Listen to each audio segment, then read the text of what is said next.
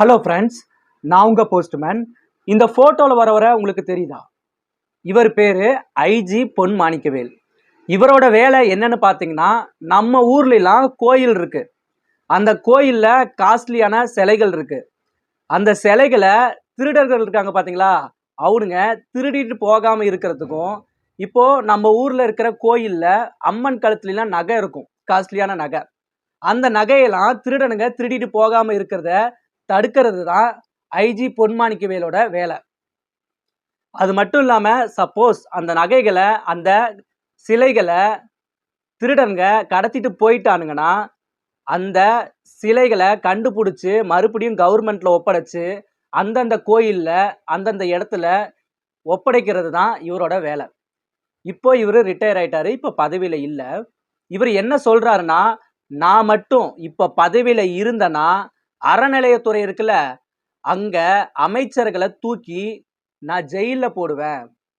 ஏன் அப்படி சொல்றாருன்னு பாத்தீங்கன்னா, இப்போ இந்த திமுக வந்து ஆட்சியில இருக்கு, ஓகேங்களா? அங்க அமைச்சர்கள் இருக்காங்க, எம்எல்ஏக்கள்லாம் இருக்காங்க. அவங்களாம் ஒழுங்கா வேலையே செய்யறது கிடையாது. ஆனா அவங்களுக்கு மாசம் 45,000 இருந்து 40,000 ரூபாய் வரைக்கும் சம்பளம் தரீங்க. ஆனா ஒரு கோயில்ல ஒரு பூசாரி இருக்கான்னா அந்த பூசாரி தான் கோயில இருக்கிற எல்லா வேலையும் செய்வாரு. அந்த கோயில பராமரிக்கிறதுல இருந்து, அம்மனுக்கு பாலாபிஷேகம் பண்றதுல இருந்து, மக்கள் சாமி கும்பிட வந்தாங்கன்னா அவங்களுக்கு பூசை சொல்றதுல இருந்து எல்லா வேலையும் அந்த பூசாரி தான் செய்வாங்க. ஆனா அவங்களுக்கு நீங்க மாசம் 4,000 ரூபாய் சம்பளம் கூட உங்களால கொடுக்க முடியாதா? அது மட்டும் இல்லாம இப்போ எண்ணி வச்சுக்கோங்க, இன்னும் 15 வருஷத்துல 26,000 பூசாரிகள் இருக்காங்க. அந்த 26,000 பூசாரிகள்ல ஒருத்தர் கூட இனிமேல் இந்த கோயில்ல இருக்க மாட்டாங்க. ஏன்னா அவங்களுக்கு ஒழுங்கா நீங்க சம்பளம் கொடுக்கறது இல்ல. ஒழுங்கா சம்பளம் கொடுத்தீங்கன்னா தான் அவங்க கரெக்டா அவங்க வேலையை செய்வாங்க. பூசாரிங்க அவங்க வேலையை செய்யலைன்னா கோயில் சொத்துக்கள்லாம் திருடப்படும். கோயில் சொத்துக்கள்லாம் திருடப்பட்டுச்சுன்னா இனிமேல் கோயில்களே இருக்காது. மக்கள் போய் கோயில்ல சாமி கும்பிடவே முடியாது அப்படின்னு சொல்லியிருக்காரு.